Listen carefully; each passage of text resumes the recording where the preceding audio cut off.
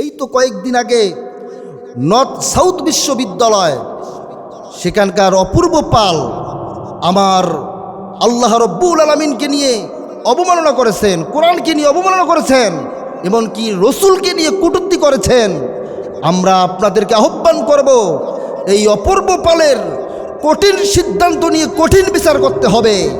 এমনকি শুধুমাত্র জেলের মধ্যে ভরে রাখলেই হবে না, এমনকি জেলের মধ্যে আটকায়ে সময় কাটালে হবে না, তাকে বিচারের আওতায় আনতে হবে, কারাদণ্ড দিতে হবে, মৃত্যুদণ্ড দিতে হবে। কারাদণ্ড দিলেই চলবে না, মৃত্যুদণ্ড দিতে হবে। এমনকি বাইতুল মোকাররমের সামনে তাকে ফাঁসির কাস্টে ওপেন তাদেরকে ঝুলিয়ে মারতে হবে।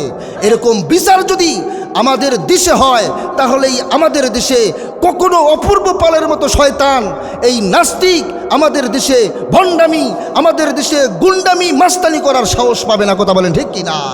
আল্লাহ রব্বুল আলামিন বলেন, ইন্নাল মুনাফিকিনা লাকাযিবুন।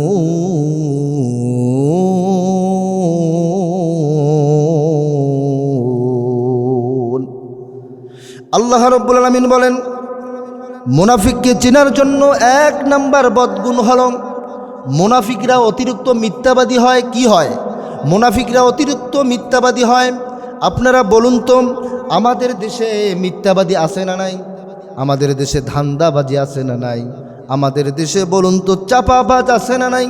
আমাদের দেশে বলুন তো ধোকাবাজ আছে না নাই? তাহলে আমাদের দেশে কি নাই? গোমচোর আছে না নাই? ভোটচোরও আছে। আমি আজকে আপনাদের সামনে এমন কিছু কথা বলবো, আপনাদেরকে মেলাই নিতে হবে কোরআন এবং হাদিস থেকে। মুনাফিকের পরিচয় সম্পর্কে আপনাদের সামনে আলোচনা করব, আপনারা মেলাই নেবেন। যাদের ভিতরে এই বদগুণগুলো থাকবে, বুঝতে হবে সে যত বড় নামাজি হোক না কেন, সে হচ্ছে মুনাফিক। ঠিক কি না? তাহলে বোঝা গেল আমাদের সমাজে ধান্দাবাজ, চাপাবাজ, এমনকি ধোকাবাজ, গোমচোর, ডালচোর, ভোটচোর আমাদের সমাজে আছে না নাই? অনেক আছে। বুঝতে হবে যে সমাজের ভিতরে নেতৃত্ব দেবে, তার ভিতরে যদি এই বদগুণগুলো, বৈশিষ্ট্যগুলো থাকে, তাহলে তাকে সমাজের নেতৃত্ব দেওয়া যাবে না। আল্লাহর নবীর কাছে একজন মুনাফিক নবীর কাছে এসে বলল, ইয়া রাসূলুল্লাহ, ইয়া হাবিবাল্লাহ, আপনি বিচার করুন, ইহুদির সঙ্গে আমার লেগেছে। আল্লাহর নবী বললেন, তুমি যেহেতু আমার কাছে বিচার নেওয়ার জন্য এসেছো, সুতরাং আমি বিচার করব। এবার আপনারা বলুন তো, বিচার হবে ইহুদি দেখে নাকি মুসলমান দেখে? বিচার হবে ইহুদি মুসলমান দেখে না ইনসাফ দেখে? বিচার হবে ইনসাফ দেখে। আল্লাহর নবীর কাছে এসে যখন বললাম, ইয়া রাসূলুল্লাহ, ইয়া হাবিবাল্লাহ, আমি মুসলমান, ইহুদির সঙ্গে লেগেছে, সুতরাং বিচার করুন। আল্লাহর নবী ইহুদির কথাও শুনলেন, মুসলমান মুনাফিক তার কথাও শুনলেন।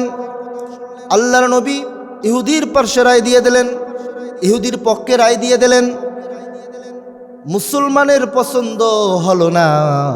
আল্লাহর নবীকে বলল, ও মুহাম্মদ, তোমার বিচার আমি মানি না, আমি মুসলমান, তোমার কাছে বিচার দেওয়ার জন্য এসেছি। আমি জানি তুমি মুসলমানের পক্ষে রায় দিয়ে দিবা, কিন্তু তুমি আমার পক্ষে রায় না দিয়া ইহুদির পক্ষে রায় দিয়ে দিলা।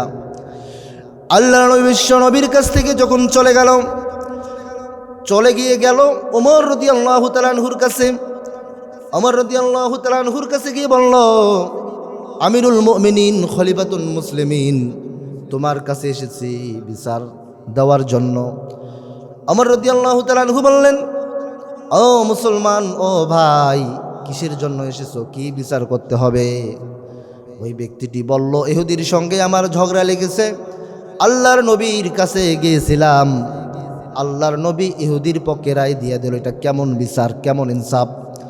ওমর রাদিয়াল্লাহু তাআলা আনহু বললেন, ভাই, তুমি কি সত্যি বলছো তুমি আল্লাহর নবীর কাছে গিয়েছিলাম? ওই ব্যক্তি বলল, হ্যাঁ, আমি গিয়েছিলাম, কিন্তু আমার পক্ষে রায় না দিয়া ইহুদির পক্ষে রায় দিয়া দিল। এটা তো আমি মানি না। ওমর রাদিয়াল্লাহু তাআলা আনহু আবার বললেন, বন্ধু, ভালো করে বলো, তুমি কি নবীর কাছে গিয়েছিলাম?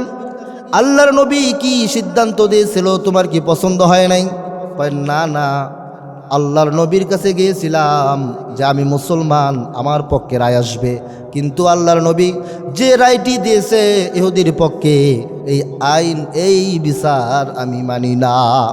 ওমর রাদিয়াল্লাহু তাআলা আনহু বললাম, তাহলে তুমি একটু অপেক্ষা করো, আমি ভিতরে যাব আর আসব।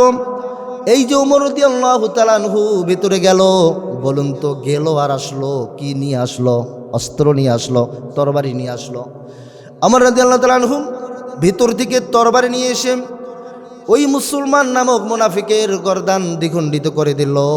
আজকে আমাদের সমাজে যদি এরকম ওমরের মতো শাসক যদি থাকতো, আমাদের সমাজে যদি ওমরের মতো বিচারক থাকতো, আমাদের সমাজে চুরি হতো না, ডাকাতি হতো না, গুন্ডামি হতো না, ধান্দাবাজি হতো না, এমনকি মানুষদের ভোট পর্যন্ত চুরি হতো না।